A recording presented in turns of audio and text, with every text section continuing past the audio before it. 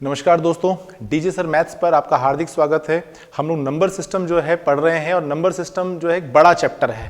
तो इस बड़े चैप्टर के अंदर छोटी छोटी बातें हम पढ़ रहे हैं और छोटी छोटी क्लासें, छोटी छोटी वीडियो जो है मैं आपके साथ शेयर कर रहा हूँ। आई होप आपको अच्छा लग रहा होगा, आपको खूब मज़ा आ रहा होगा।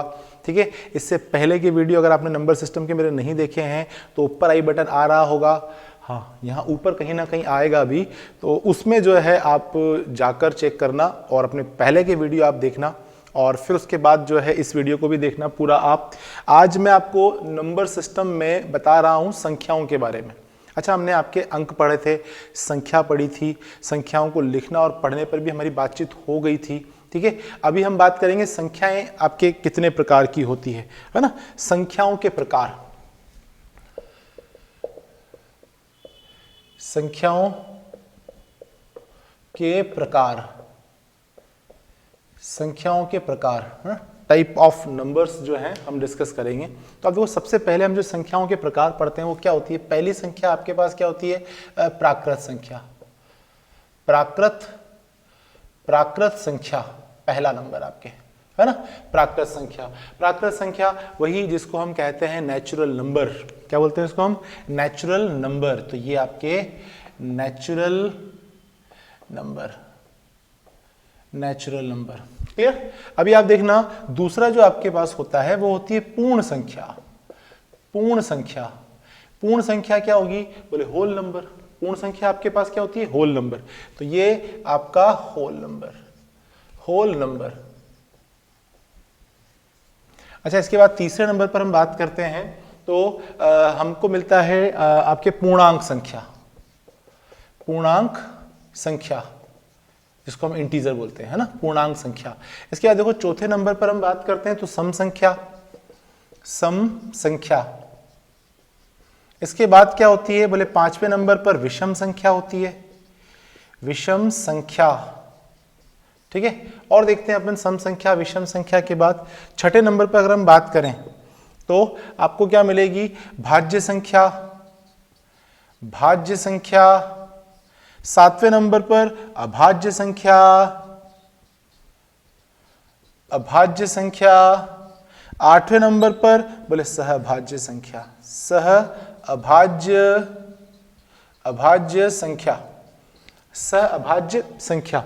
और देखते हैं नवें नंबर पर हम बात करते हैं परिमेय संख्या, परिमेय संख्या जिसको हम रेशनल नंबर कहते हैं, है ना, परिमेय संख्या। तो इसके बाद 10वें नंबर पर हम बात करेंगे अपरिमेय, अपरिमेय संख्या, अपरिमेय संख्या। देखना, बिल्कुल बेसिक से अपन देखेंगे सारी संख्याओं के बारे में, है ना, विस्तृत रूप से अपन पढ़ेंगे इस जगह पर। ये नहीं कि भाई शॉर्ट एंड स्वीट बात खत्म, सीधे क्वेश्चन पर आ जाओ, है ना। ऐसी गणित नहीं पढ़नी भाई साहब, क्योंकि देखो जो है आपके स्टार्टिंग में नंबर सिस्टम के अंदर अगर मान लो आपकी वीकनेस रहती है तो नंबर सिस्टम ये मान के चलो कॉम्बिनेशन ऑफ चैप्टर है। तो अगर नंबर सिस्टम यहाँ से पुअर चलता है तो आगे मैथमेटिक्स पूरी पुअर चलती है। भले आपको बहुत आपके क्या है बड़े बड़े क्वेश्चन सॉल्व करने के लिए आते हो, लेकिन एक छोटा सा क्वेश्चन आपको दिया जाता है और वो क्वेश्चन आपके सॉल्व नहीं होता है तो बहुत तगड़े वाले फजीयत होती है। समझ रहे हो ना बात को। तो परिमेय संख्या, अपरिमेय संख्या मतलब रेशनल नंबर और इरेशनल नंबर। इसके बाद हम बात करते हैं आपके वास्तविक संख्या, वास्तविक संख्या, वास्तविक संख्या, रियल नंबर जिसको हम कहते हैं, वास्तविक संख्या। इसके बाद होता है आपके काल्पनिक संख्या, काल्पनिक संख्या, काल्पनिक संख्या। और इसके बाद हम बात करेंगे वास्तविक संख्या, काल्पनिक संख्या के बाद सम्मिश्र संख्या, सम्मिश्र, सम्मिश्र संख्या। क्लियर, जिसको कि हम कॉम्प्लेक्स नंबर कहते हैं। तो ये आपके पास क्या हो गया, नेचुरल नंबर, ये आपके होल नंबर, ये आपके पास क्या हो जाएगा, बोले इंटीजर नंबर, इवन नंबर, ये आपके ऑड नंबर, ये आपके कंपोसाइट नंबर, ये आपके प्राइम नंबर, ये को प्राइम नंबर। इसे हम बोलेंगे rational number, irrational number, real number, imaginary number और कॉम्प्लेक्स नंबर। ये आपके पास क्या है, इतने नंबर हमने पढ़ने हैं यहाँ पर। अच्छा, इसके अलावा भी संख्याएं होती है, लेकिन अभी अब उसको नहीं देखेंगे, अब इतनों को डिस्कस कर लेते हैं। अच्छा, इसमें देखो सम्मिश्र संख्या में ज़्यादा तूल नहीं देना है, ठीक है। ये या इससे आपको क्वेश्चन कम पूछे जाते हैं, ज़्यादातर आपको इधर ही रखा जाता है ना। तो कॉम्प्लेक्स नंबर जो है उसको हम ज़्यादा तूल नहीं देने वाले हैं, हम इनके बारे में बात करते हैं। तो सबसे पहले देखो हम बात करते हैं नेचुरल नंबर क्या होती है ना, प्राकृत संख्या क्या होती है। तो आप देखना गिनती में आने वाली जो संख्याएं होती है ना उनको हम प्राकृत संख्या कहते हैं। गिनती मतलब 1 2 3 4 5 6 7 8 9 10 ऐसे ही बोलते हैं ना गिनती। कभी भी आपने नहीं देखा होगा गिनती कैसे बोल रहा है आदमी 0 1 2 3 4 5 6 7 8 9 10 ऐसे कभी नहीं बोलता है ना। हमेशा नंबर जो है हम गिनती जब बोलेंगे तो बोलेंगे 1 से। तो आप देखो गिनती में आने वाली संख्याओं को प्राकृत संख्या कहते हैं और इसका जो सेट होता है मतलब वो संख्याएं जो आपके इस नेचुरल नंबर के अंदर कंसीडर की जाती है उसे हम कहते हैं समुच्चय या फिर आपके सेट बोलते हैं, है ना। तो ये जो स्मॉल n से रिप्रेजेंट करेंगे या हो सकता है वैसा आप कैपिटल N से भी रिप्रेजेंट कर दो, कोई परहेज नहीं है, लेकिन रखना आपके है नहीं। और ये कैसे लिखेंगे हम 1 2 3 4 5 6 dot dot dot dot dot इस तरीके से ये सेट ऑफ नेचुरल नंबर है। अब आप देखना अगर आप प्राकृत संख्याओं के अंदर जीरो को भी इकट्ठा कर लेते हो, देखो इस जगह पे जीरो तो नहीं है ना, है ना। तो अगर आप जीरो को भी इकट्ठा कर लेते हो इसके अंदर या सम्मिलित कर लेते हो तो ये बन जाता है सेट ऑफ ऑल नंबर। इसको हम क्या बोलेंगे, पूर्ण संख्या का समुच्चय। तो इसे हम W से रिप्रेजेंट करते हैं और ये होता है 0 1 2 3 4 5 6 ऐसे डॉट डॉट डॉट करके, तो ये है set of whole number. Clear. तो with zero whole number, without zero natural number. Clear. तो अगर मान लो कोई कहता है कि भाई हमारे पास n है और n आपके पास क्या है, पूर्ण संख्या है, तो आपको समझ में आना चाहिए कि जीरो है, वहां n की वैल्यू जीरो पुट की जा सकती है। अगर कहता है कि नहीं हमारे पास n एक नेचुरल नंबर का सेट है, तो इसका मतलब आप n की वैल्यू जीरो नहीं पुट कर सकते, क्योंकि नेचुरल नंबर के सेट में आपके जीरो नहीं आता है, क्योंकि वो 1 2 3 4 5 से स्टार्ट होता है। ये बातें आपको समझ में आनी चाहिए। जब वो क्वेश्चन के अंदर कंडीशन दी जाएगी ना, तो उस वक्त तो कंडीशन के मतलब समझ में आने चाहिए आपको। अच्छा देखो हम पूर्णांक संख्या की बात करते हैं, तो जो आपके क्या है संख्या रेखा होती है, तो ये संख्या रेखा पर जितनी भी आपके संख्याएं पड़ी हुई है वो सब पूर्णांक संख्याएं हैं। आप देखना मैं क्या कर रहा हूं, पूर्णांक संख्या की बात करें अगर, तो आप देखो मैंने लिखा यहाँ पर पूर्णांक संख्या में, इधर यहाँ पर लिखा मैंने आपकी कितना 0, ये लिखा 1, ये लिखा 2 dot dot dot plus infinite. Clear. अच्छा इधर की तरफ होते हैं -1 -2 और डॉट डॉट डॉट, और ये आपके पास कितना माइनस इनफाइनाइट। तो ये यहां से लेकर यहां तक जो है वो सेट ऑफ इंटीजर है, यहां से लेकर यहां तक आपके पास क्या सेट ऑफ इंटीजर है। तो इसका मतलब क्या है, पूर्णांक संख्याएं होती क्या है, बोले जो होल नंबर है वो पॉजिटिव और नेगेटिव अगर इकट्ठे कर लिए जाएं तो वो सेट ऑफ इंटीजर बनता है। दोबारा बोल रहा हूं कि अगर जो होल नंबर है वो पॉजिटिव मैग्नीट्यूड में और नेगेटिव मैग्नीट्यूड में, मतलब अगर मैं आपसे कहूं कि सेट ऑफ इंटीजर है ना is equal two plus minus 0 1 2 3 4 5 dot dot dot आपके, तो इससे हम क्या बोलेंगे इंटीजर, है ना। तो यहां पर आपके पास जो i है, i ये क्या हो जाएगा minus infinite dot dot dot dot dot, minus के 2 माइनस का 1 0 प्लस का 1 प्लस का 2 और डॉट डॉट डॉट आपके प्लस का इनफाइनाइट। क्लियर। ये आपके पास क्या होगा, सेट ऑफ इंटीजर। अच्छा सेट ऑफ इंटीजर जो है ना, इसमें आपको ध्यान देना है कि ये जो है ना जो माइनस माइनस वाले हैं इसे हम कहते हैं i माइनस, ये है ऋणात्मक पूर्णांक नेगेटिव इंटीजर। अच्छा ये जो दिख रहा है ना आपको 1 2 आपके प्लस इनफाइनाइट, इसे कहते हैं हम i प्लस।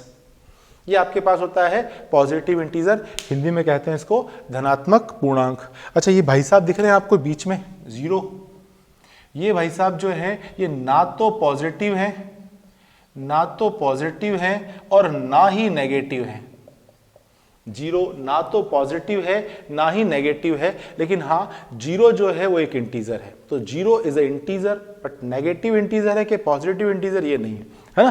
तो ध्यान रखना ये आपके पास क्या हो गया, पॉजिटिव नेगेटिव इंटीजर, ये क्या हो गया पॉजिटिव इंटीजर, और 0 एक इंटीजर है बट पॉजिटिव इंटीजर और नेगेटिव इंटीजर के अंदर दोनों में नहीं आएगा, है ना। तो अगर मैं यहाँ पे लिख रहा हूँ और ये प्लस जो है वो इसके साथ कंसिडर नहीं होगा, माइनस भी इसके साथ कंसिडर नहीं होगा, है ना। यहाँ पर आपके पास क्या है, हम प्लस माइनस कंसीडर करेंगे।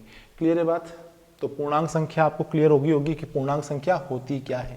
अच्छा सम संख्या की बात करते हैं। सम संख्या क्या होती है कि वे संख्याएं जो 2 से डिविजिबल है, उसे हम क्या कहेंगे, आपके सम संख्या। आप देखना सेट ऑफ इवन नंबर, तो सेट ऑफ इवन नंबर जो है वो क्या है, वे संख्याएं जो 2 से डिविजिबल है। जैसे कि हम बात करते हैं सेट ऑफ आपके, इसमें 0 जो है आपके एक इवन में आता है, यूनिट प्लेस पर 0 आना चाहिए, या फिर 2 आ जाए, या फिर 4 आ जाए, 6 आ जाए, 8 आ जाए। तो ऐसी संख्याएं जो इनसे इनिशिएट होती है वो इवन है ना। ऐसी संख्याएं जो आपके 0, 2, 4, 6, 8 से इनिशिएट होती है वे सब क्या है, इवन नंबर है, ठीक है। और जो इनसे स्टार्ट नहीं होती है, आपके 1, 3, 5, 7, 9 है ना, वे संख्याएं जिसके यूनिट प्लेस पर आपको क्या मिलता हो, 1 मिलता हो, 3 मिलता हो, 5 मिलता हो, 7 मिलता हो, 9 मिलता हो, वो सब आपके पास क्या है, विषम संख्याएं हैं। वे सब क्या है आपके पास, विषम संख्याएं हैं। तो इसका मतलब देखो, नॉर्मल अगर बात करें कि अगर 2 से कंप्लीटली डिविजिबल है, हाफ होता है, तो वो इवन है। और अगर संख्या को आप हाफ करते हो और संख्या आपके पॉइंट में हाफ होती है, इजी गोइंग आपके हाफ नहीं हो पा रहा है, तो वो संख्या आपके विषम संख्या है। आपको समझ में आता है ना। तो 2 की टेबल में इवन नंबर आएगा, और अगर जो 2 की टेबल में प्रेजेंट नहीं है वो आपके पास क्या, विषम संख्या हो जाएगा। तो आई होप सम संख्या और विषम संख्या आपको क्लियर हो गई होगी, है ना। अब देखो, सम संख्या और विषम संख्याओं के बाद आता है भाज्य संख्या। सम संख्या और विषम संख्या के बाद क्या आता है आपका, भाज्य संख्या। भाज्य संख्या है क्या, कंपोजिट नंबर, मतलब वे संख्या जिसके गुणनखंड संभव हैं वे आपके क्या है, भाज्य संख्या है। या यूं कहें कि वे संख्याएं जिसमें एक और खुद के अलावा कम से कम एक फैक्टर और प्रेजेंट है। दोबारा फिर बोल रहा हूं, ध्यान से सुनना। एक तो एक होना जरूरी है, एक वो खुद होना जरूरी है, और कम से कम एक फैक्टर अगर और अवेलेबल है ना, तो वो कंपोजिट है ना। जैसे भी आपने कहा कि साहब 17, तो 17 क्या कंपोजिट है। तो देखो, 17 को अगर मैं फैक्टर करता हूं तो एक होता है 1 इंटू आपके पास क्या है, 17, तो 1 इंटू आपके 17। इसमें 1 तो है, खुद 17 भी है, लेकिन क्या कोई एक आपके और फैक्टर अवेलेबल है, तो आप बोलोगे नहीं सर, नहीं है, और नहीं है तो फिर ये कंपोजिट नहीं है, है ना, ये आपके पास भाज्य नहीं है।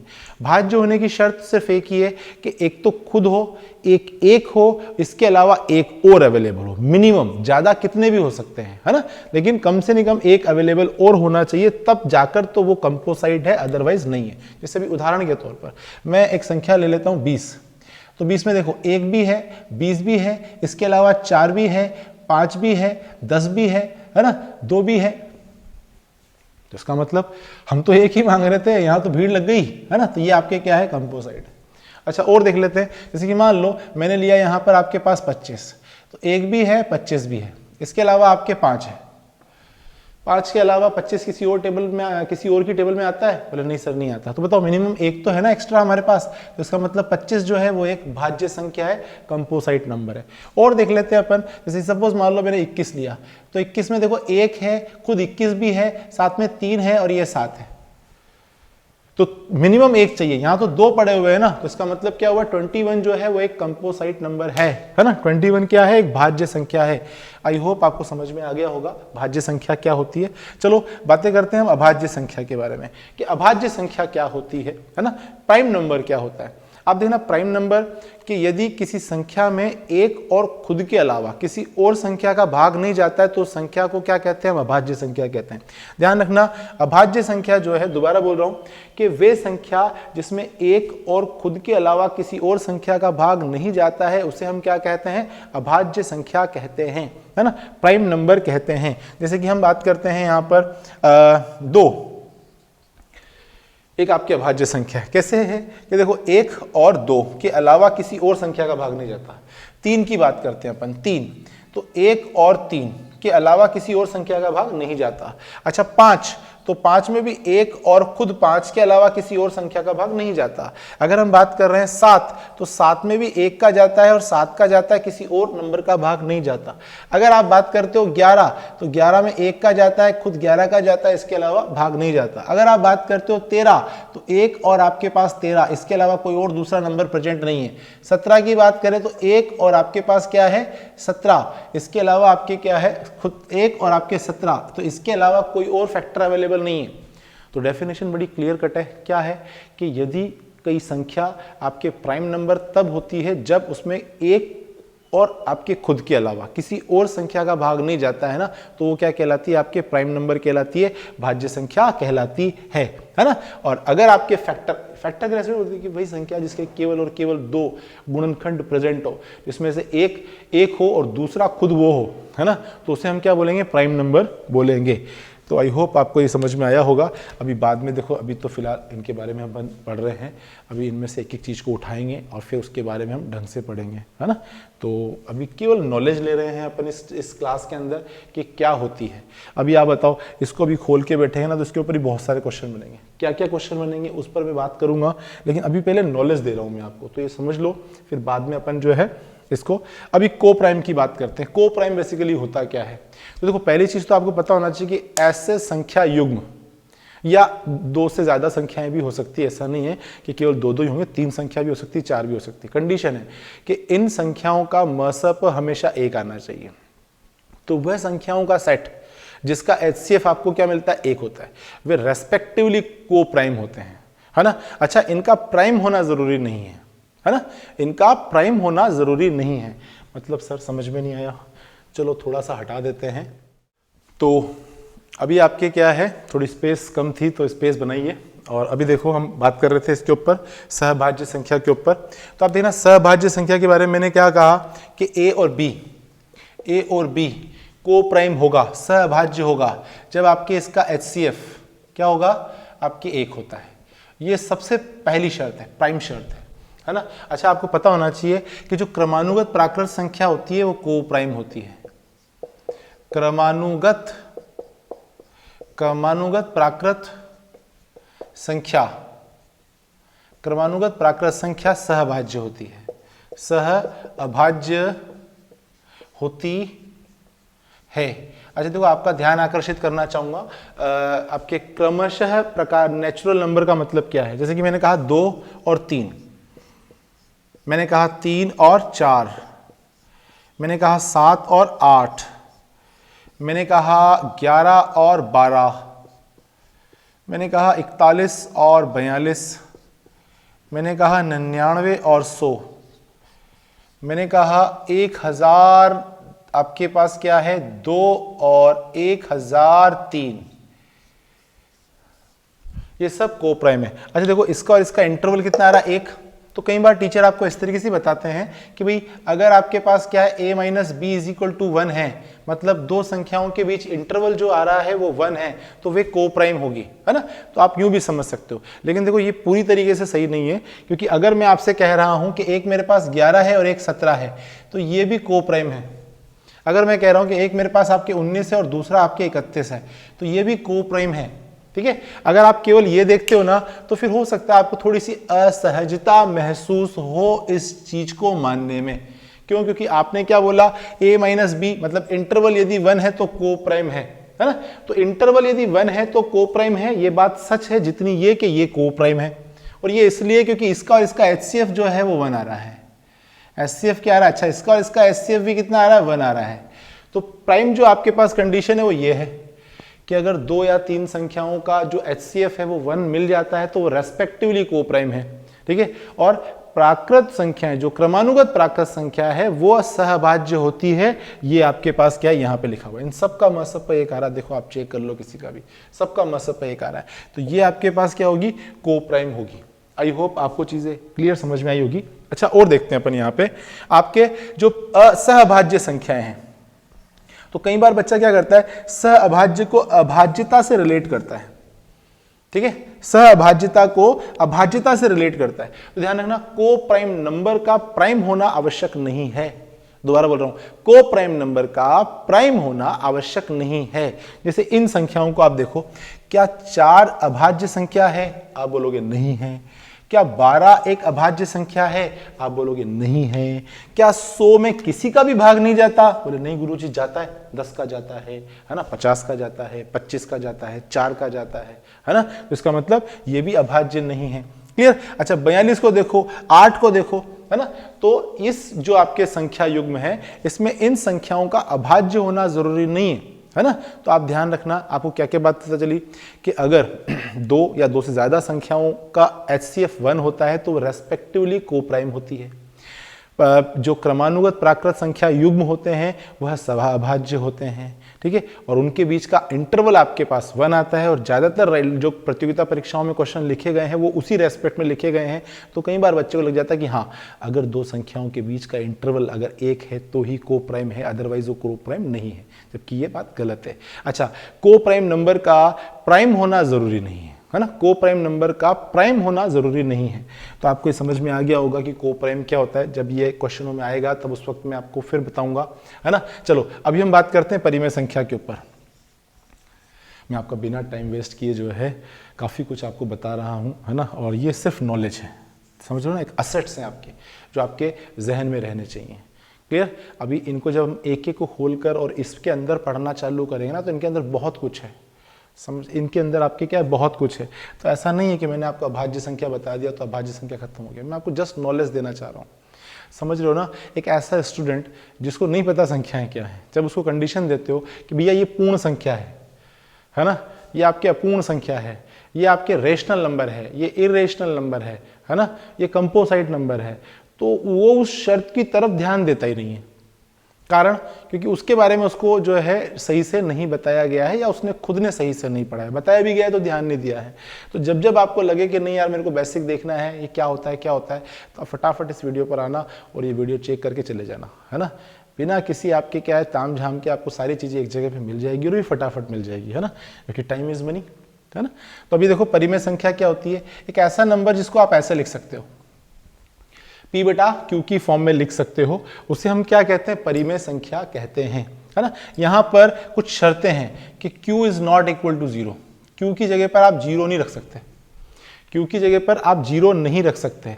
इसके अलावा P और Q जो है वो एलिमेंट होंगे इंटीजर के, एलिमेंट होंगे इंटीजर के। अब इंटीजर आपको समझ में आता है ना, 0 भी आएगा। इसके अलावा आपके +-1 +-2 +-3 +-8 and so on up to +-infinite, ये आपके पास इस तरीके से होगा।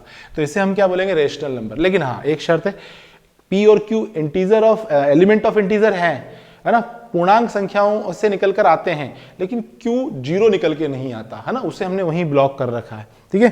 तो अभी कुछ उदाहरण देखते हैं अपन यहां पर। जैसे कि मैंने कहा 22/7, ये आपके क्या है, एक रेशनल नंबर है।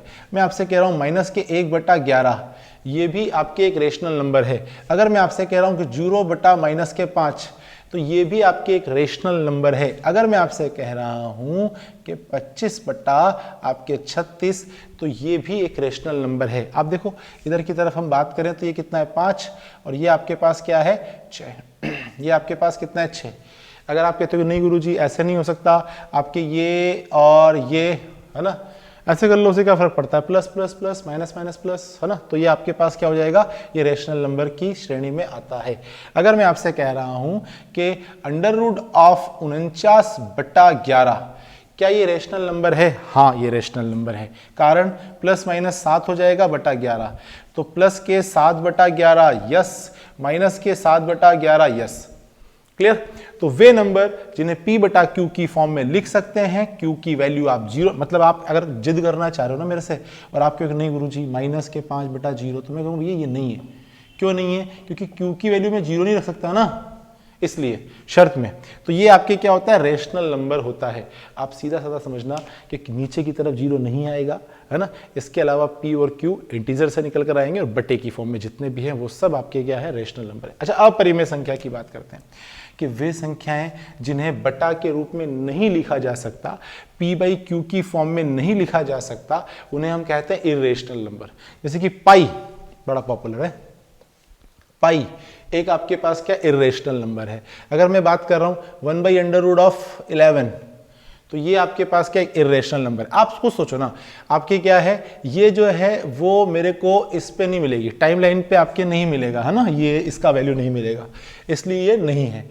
और देख लेते हैं अपन √7/4, ये भी आपके अपरिमेय संख्या है। अगर मैं कह रहा हूं कि 7/0, तो ये भी आपके पास क्या एक इरेशनल नंबर है। अच्छा, पाई पर विशेष ध्यान देना है कि पाई की वैल्यू आप जानते हो 22/7 होती है। अब लड़का इसको रिलेट करता है कि यार 22/7 अगर परिमेय संख्या है तो इसका मतलब पाई एक परिमेय संख्या हो गई, नहीं, ये जो है ये आपके क्या है, पाई जो है ये अपरिमेय संख्या है, 22/7 इसकी सन्निकट वैल्यू है, तो ये आपके क्या है, परिमेय संख्या है, और पाई जो है वो अपरिमेय संख्या है। क्लियर? तो आप ध्यान रखना, अपरिमेय संख्या क्लियर हो चुकी होगी आपको कि ऐसी संख्या जिन्हें बटा की फॉर्म में नहीं लिख सकते वो अपरिमेय संख्या कहलाती है। अच्छा, वास्तविक संख्या क्या होती है? बड़ा आसान, बोले इन दोनों भाइयों को अगर एक साथ कर लेते हो तो रियल हो जाता है ना। इन दोनों को यदि एक साथ लिखते हो तो क्या हो जाता है, आपके रियल हो जाता है। तो वास्तविक क्या होता है? परिमेय संख्या और अपरिमेय संख्या को सम्मिलित रूप से वास्तविक संख्या कहते हैं। दोबारा बोल रहा हूं, परिमेय संख्या और अपरिमेय संख्या को सम्मिलित रूप से हम क्या कहते हैं? रियल नंबर कहते हैं, वास्तविक संख्या कहते हैं। क्लियर? काल्पनिक संख्या की बात करते हैं कि यदि वर्गमूल में माइनस का चिन्ह आ जाता है तो उसे हम क्या बोलेंगे? काल्पनिक संख्या बोलेंगे, या आयोटा में दर्शाई गई संख्या को काल्पनिक संख्या कहते हैं। ये रही आयोटा। आयोटा का मतलब क्या होता है? √(-1), है ना। तो अगर मान लो मैं आपसे कह रहा हूं √(-25), तो ये एक आपके पास क्या इमेजिनरी नंबर है। ये क्या है? आपके एक इमेजिनरी नंबर है, काल्पनिक संख्या है। मैंने कहा √(-11), तो ये आपके क्या एक इमेजिनरी नंबर है। मैं आपसे कह रहा हूं 1/√(-4), तो ये आपके पास क्या है? एक काल्पनिक संख्या है। तो आपकी डेफिनेशन बड़ी क्लियर है कि काल्पनिक संख्या क्या होती है। बोले काल्पनिक संख्या वे संख्याएं होती है जो आयोटा में दर्शाई जाती है। ये आपके पास क्या आयोटा, अपन बात करेंगे इस आयोटा पे और भी बातें करेंगे, लेकिन आप थोड़ा सा धैर्य रखें, है ना, थोड़ा समय दें हमें, और हम धीरे धीरे वीडियो लेकर आ रहे हैं। ठीक है, एक बार आपसे जो कमिटमेंट कर दी है कि क्लासें आपके रेगुलर रहेगी यहाँ पर, तो रेगुलर रहेगी। थोड़ा मुझे समय लगेगा, और लेकिन हाँ, मतलब बढ़िया हो जाएगा मामला आपका। अभी आप केवल नॉलेज लें इस चीज़ की, है ना। क्वेश्चन जब मैं उठाऊंगा तो धीरे धीरे उठा दूंगा। आयोटा आपके पास क्या है? में दर्शाई गई संख्याओं को काल्पनिक संख्या कहते हैं, या फिर वर्गमूल में यदि अंडर आ जाता है, जैसा कि मैंने आपको बताया, तो ये क्या हो जाती है? आपके काल्पनिक संख्या होती है। समिश्र संख्या क्या होती है? बोले तो और आसान है समिश्र संख्या। बोले गुरुजी रियल नंबर और इमेजिनरी नंबर अगर आप एक साथ लिखते हो तो वो आपके क्या हो जाता है? काल्पनिक संख्या हो जाती है। तो समिश्र संख्या को हम सीज बोलते हैं, रियल नंबर को आर बोलेंगे, इमेजिनरी नंबर को आई बोलेंगे, और इनको आपके एक साथ लिखते हैं तो ये आपके पास क्या हो जाती है? समिश्र संख्या हो जाती है। या समिश्र संख्या जो है ये आपके पास क्या होती है? जैसे मेरे 5 + 3 आयोटा, तो ये रियल है, ये इमेजिनरी है ना, और ये मिलकर जो है वो कॉम्प्लेक्स बनेगी। अगर मैं कह रहा हूं 1 - आयोटा, मैंने कहा 1 + आयोटा, तो ये क्या है? ये आपके समिश्र संख्या है। मतलब वास्तविक संख्या और काल्पनिक संख्या, देखो जैसे अपने कहा था ना, परिमेय व अपरिमेय को रियल बोलते हैं, ठीक वैसे ही हम क्या बोलेंगे कि काल्पनिक और आपके पास क्या है, मतलब रियल नंबर, वास्तविक संख्या और काल्पनिक संख्या को सम्मिलित रूप से हम क्या बोलेंगे? आपके समिश्र संख्या बोलेंगे, है ना। तो कभी कभार आपके जैसे रेलवे असिस्टेंट, लोको पायलट या टेक्नीशियन या जेई वगैरह के एग्जाम में इस तरीके के क्वेश्चन देखने को मिल जाते हैं, तो मैं बिल्कुल भी इस चीज़ को नज़रअंदाज नहीं करूंगा और इसके क्वेश्चन भी आपको करवाऊंगा। क्लियर है? ठीक है। तो अभी आपके मैंने जितनी संख्याएं लिखी थी, मुझे लगता है मैं सभी के बारे में आपको बता चुका हूं, और ये जो क्लास है वो आपको समझ में आई होगी, आपको संख्याओं के बारे में पता चला होगा। भले ही आपके बिल्कुल फास्ट ट्रैक पर मैंने आपको समझाया, लेकिन हाँ अभी आपको समझ में आ गया। और अभी मैं इनमें से जो जो इंपॉर्टेंट है, जहाँ से क्वेश्चन निकल कर आते हैं, उन कॉन्सेप्ट्स को उठा के लाऊंगा तो आपको और अच्छा लगेगा, क्योंकि मुझे भी खुद को फील होगा ना कि हाँ मैंने फला वीडियो में ये पढ़ाया हुआ है, और अगर इसको ये चीज़ समझ में नहीं आ रही है तो ये वाला वीडियो देखें। ठीक है। तो अभी तक अगर मान लो आपने मेरे इससे पहले की क्लास है, इससे पहले की आपके लेक्चर नहीं देखे हैं, तो आप एंड स्क्रीन पर आ रहे जो आपके हैं वीडियो, उनको आप देखिए। ठीक है। अभी तक अगर आपने आपके क्या चैनल को सब्सक्राइब नहीं किया है तो फटाफट आपके सब्सक्राइब का बटन दबा दीजिए। तो आज के लिए इतना ही, मिलते हैं हम अगली क्लास में। तब तक अपना ख्याल रखिएगा, पढ़ते रहिएगा, और हाँ याद जरूर करिएगा। Thank you.